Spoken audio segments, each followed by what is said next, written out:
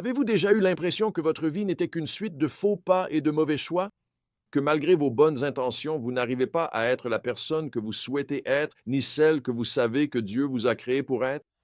L'histoire de Judas et Tamar est une illustration incroyable que, peu importe à quel point nos vies peuvent être chaotiques, Dieu est toujours capable de transformer nos échecs en sa victoire.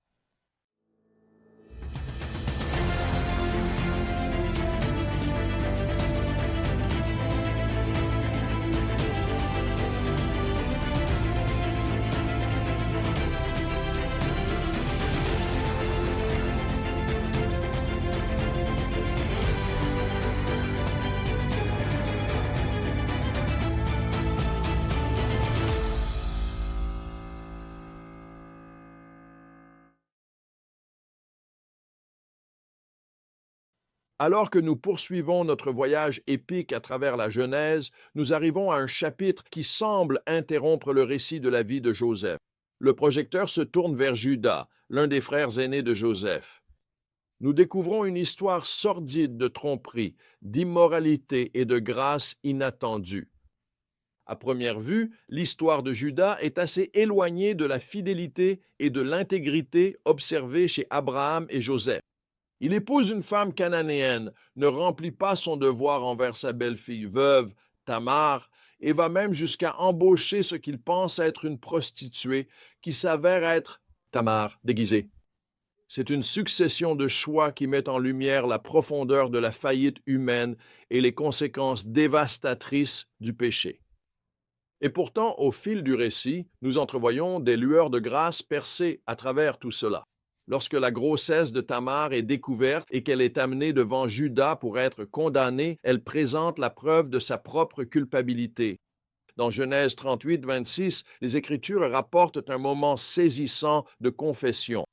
Judas déclare « Elle est vraiment plus juste que moi ». C'est un tournant dans la vie de Judas, un moment de confrontation où il se retrouve face à son péché et à son besoin de repentance.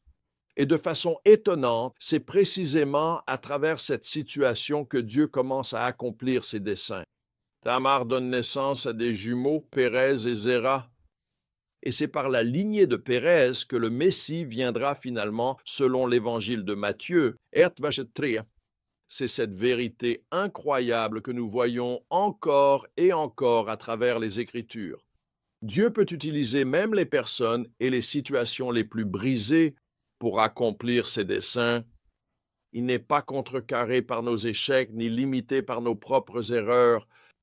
Il est spécialiste dans l'art de les racheter pour sa gloire. Il y a de nombreuses années, j'ai visité les îles Shetland, un archipel isolé au large des côtes de l'Écosse. Ce qui s'est passé là-bas me rappelle ce que nous avons vu dans ce passage et tout au long du livre de la Genèse. En descendant de l'avion et en commençant à traverser le tarmac, j'ai été frappé par la force du vent. Il était si puissant qu'il a courbé mon corps en arrière, m'obligeant à marcher avec une étrange courbure dans la colonne vertébrale.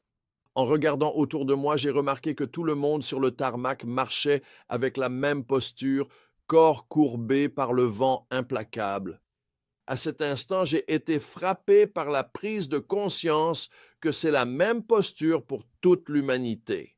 Les vents du péché et de la brisure ont soufflé sur chaque cœur, nous laissant tous avec une inclination vers la rébellion et l'autodestruction.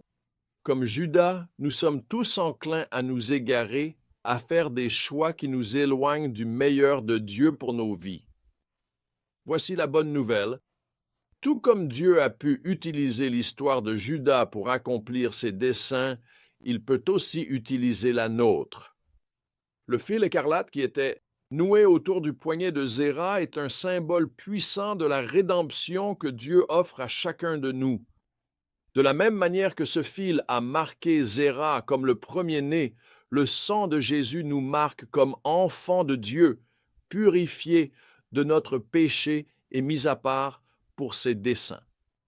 C'est là la grande espérance de l'Évangile. Peu importe jusqu'où nous nous sommes égarés ou combien nous avons échoué, la grâce de Dieu est suffisante pour nous sauver et nous racheter. Lorsque nous venons à lui dans la repentance et la foi, il est fidèle pour nous pardonner et pour tisser nos histoires dans sa grande histoire de salut.